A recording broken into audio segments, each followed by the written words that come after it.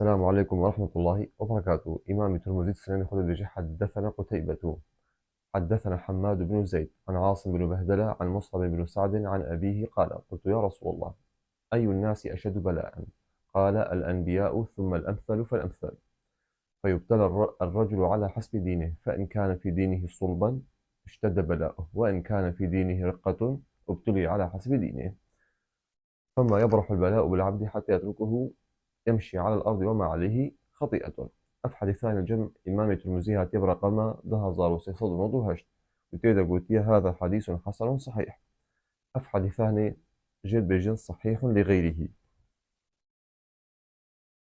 تيدا تيخو ياكرن بيخنبري خود صلى الله عليه وسلم جملة ديخو ياكرن إنه إنسان مؤمن إيمانا يبهيز به خود تعالى بلا مصيبتي يبهيز كي حتى يفاق خود تعالى ببيني تشتغل سرنا بين الذنوب سرنا بين.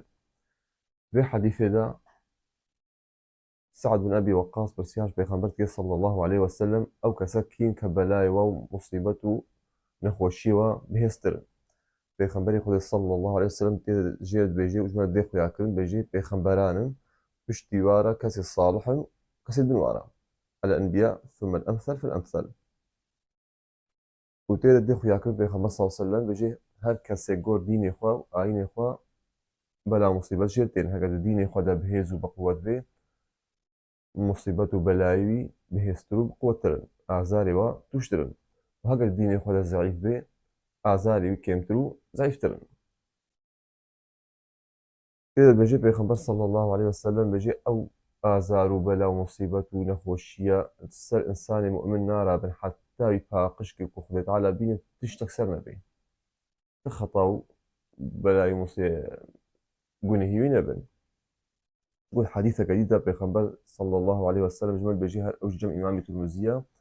كده يا أبو هريرة بجد بيخبري خدي صلى الله عليه وسلم قال: ما يزال البلاء بالمؤمن والمؤمنة في نفسه وماله وولده حتى يلقي الله وما عليه خطيئة. بجيب بلاء ومصيبات صار إنسان مؤمن دميني حتى نفسه ويدد مالي ويدد زاري ويدا حتى كو خدي تعالى ببيني تبلا وتخطيئات سرنا بنت قلنا سرنا مينن.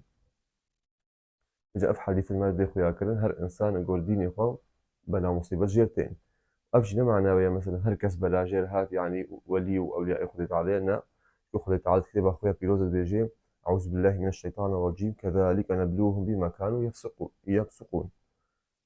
يعني بلا مصيبتي إنساني فاسق رجتشي دشواريا يفترو كنترا أبنا معناه إنه بقش أولياء خدت علينا بلكو هركس قول نيتا خو وأعمال خو خداي خل بيني.